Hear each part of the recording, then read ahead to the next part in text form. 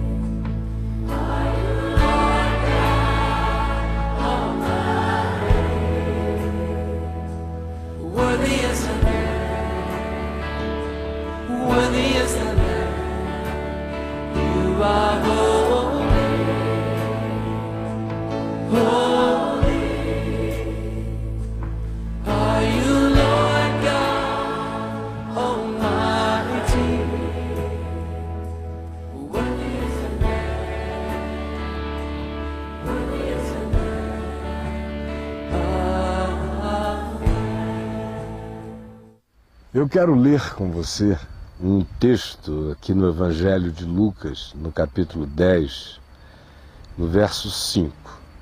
Mas antes eu queria que você soubesse em que situação isso foi dito e falado.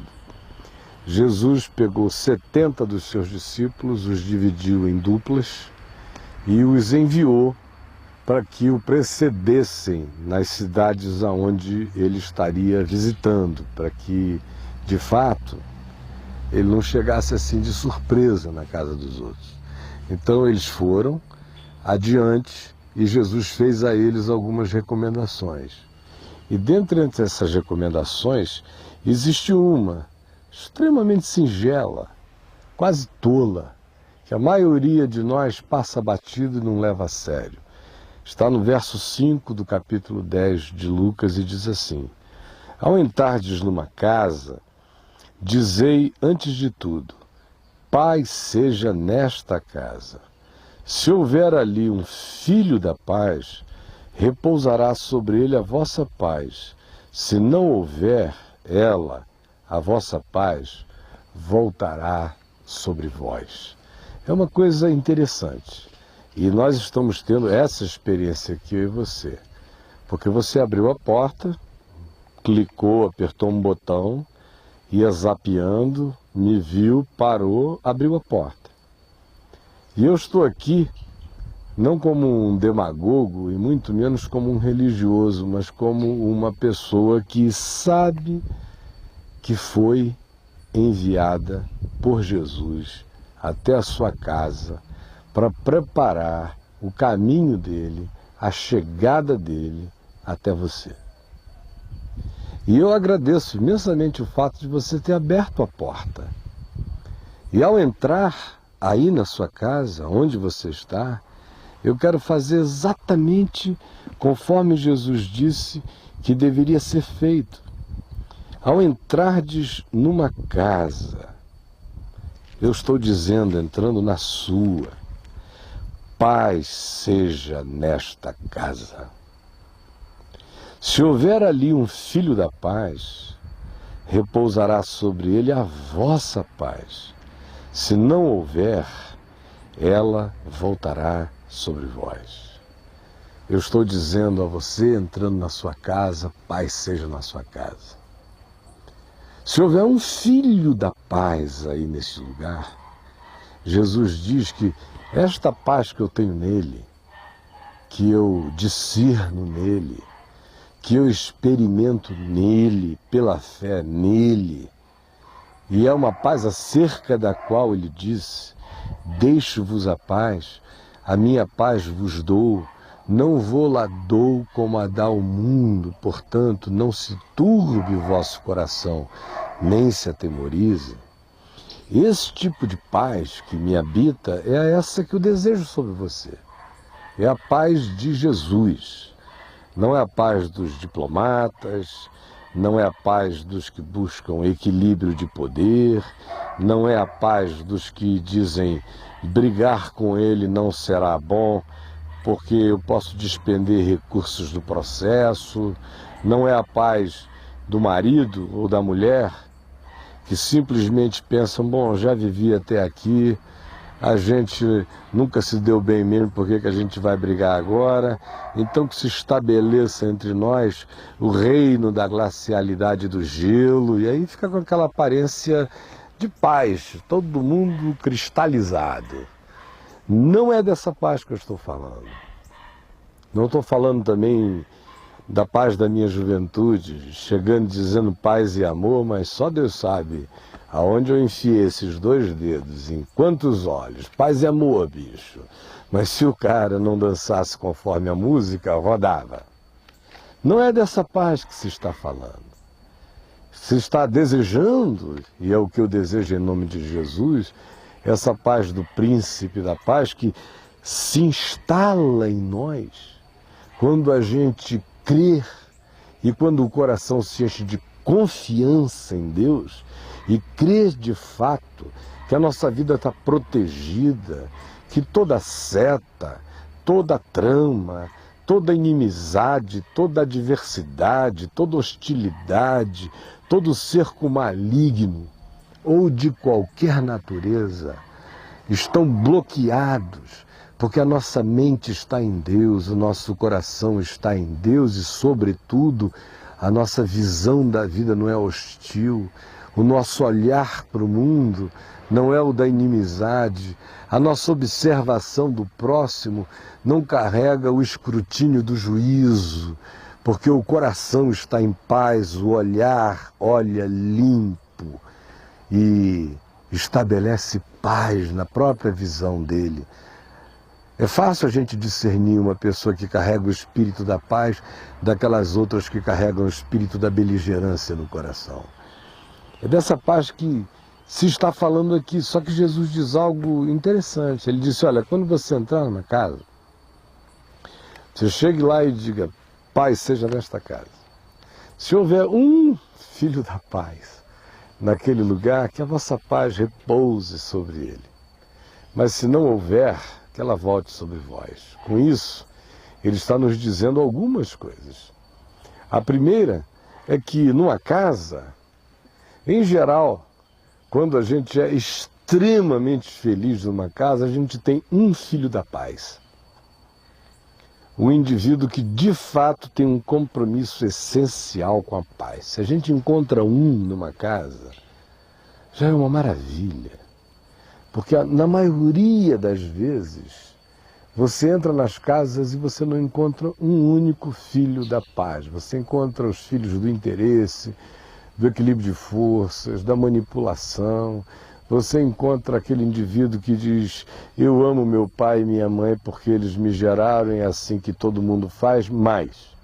Aí tem aquele elenco de coisas que pai e mãe precisam fazer, do contrário, o amor roda, vai embora, não existe, se dilui, evapora, porque de fato você não está encontrando um filho da paz aí, você tem apenas um indivíduo vivendo o verniz das fraternidades familiares, Mas lá no fundo do coração ele é simplesmente mais um interesseiro neste mundo.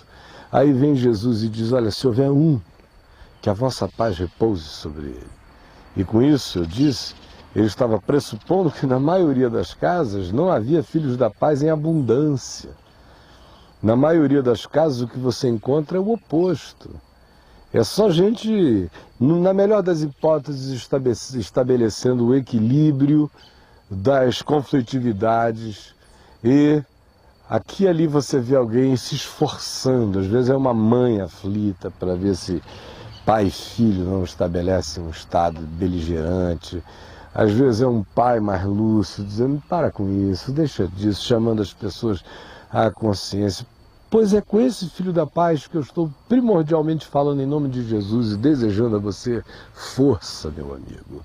Não desista, não sucumba aos poderes da frieza, da indiferença, não adote o vício da hostilidade e não fique cansado. Porque às vezes a gente fica tão cansado de fazer as coisas boas sozinho, que chega uma hora que a gente joga a toalha e diz, ah, dane-se, ninguém quer, ninguém gosta, eu laboro em total solidão nesse meu esforço de pacificar as coisas, mas ninguém quer paz. Não se canse, ao contrário, a palavra de Deus manda que no que depender de você, você busque paz com todos os homens. Portanto, esta é a primeira palavra que eu tenho a dizer a você que é filho dessa paz, que busca reconciliação, acerca de quem Jesus disse que é um bem-aventurado. Porque bem-aventurado é aquele que se esforça pela paz, é o pacificador, porque ele será chamado Filho de Deus. E Jesus não estava querendo saber o pedigree religioso, não estava estabelecendo nenhum pré-requisito, ele não era, de fato, um discípulo do cristianismo e nem o fundador do cristianismo. Se Jesus fosse o fundador do cristianismo, ele ia fazer como a religião cristã mais oficial da Terra declarou esta semana, que ela é a única. E iria dizer com os seus dogmas que todo filho da paz só seria filho da paz se antes fosse filho da igreja, fosse filho da religião, fosse filho do cristianismo, fosse filho dessa mentira.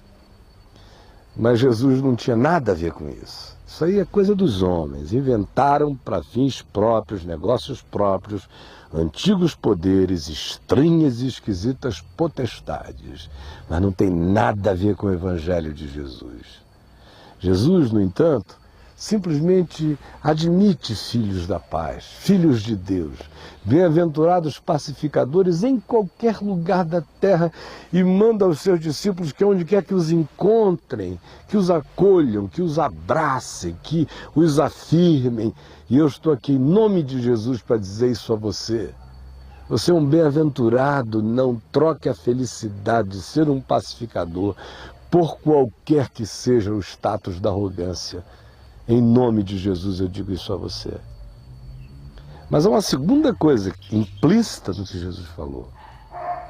Ele está dizendo aqui que tem um monte de gente que de fato odeia paz. Paz faz mal para certas pessoas. Paz é sinônimo de fraqueza. Paz é uma coisa que a gente só sente depois que todos os outros estão vencidos aos nossos pés.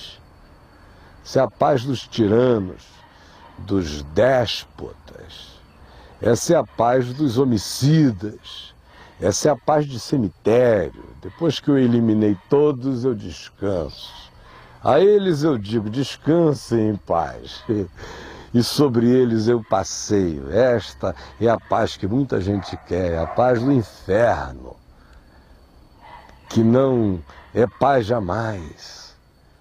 Que aquele que consegue estabelecer o ganho objetivado por essa suposta paz, vai logo descobrir que fibrilará no seu coração para sempre uma angústia, que estará latente em sua alma um desespero, e que ele jamais será alguém que receberá o benefício do refúgio da graça de Deus. Ao contrário, sobre ele se estabelece um estado de perseguição, de paranoia, de angústia, de desespero e de infelicidade radical e intrínseca. Jesus estava dizendo que numa casa tem um filho da paz e tem um monte de outros que estão ali, apenas se movendo conforme os ritmos e os ambientes, uns bonecos sem consciência.